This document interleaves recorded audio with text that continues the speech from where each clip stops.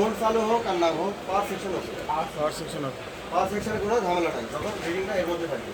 আবার যখন রিডিংটা 1 থেকে 70-এর মধ্যেই আছে, কিন্তু সেটা 0 থেকে শুরু হয় এবং ঘন ঘন আপ ডাউন করে, এটা হলো লো রিডিং এর আওতায় পড়ে।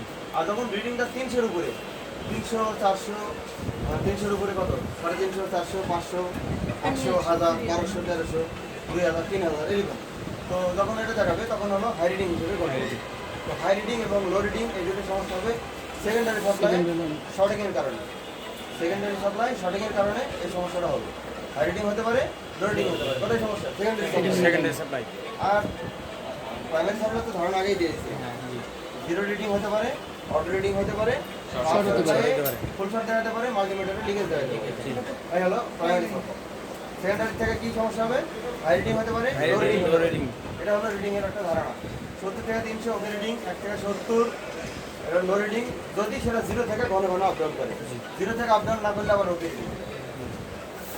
1 থেকে 0 উপরে থাকলে তো হাই রিডিং। কখন? পাওয়ার সুইচ প্রেস করার 1 থেকে 2 সেকেন্ড, 2 সেকেন্ডের মধ্যে চেক করতে হবে রিডিং।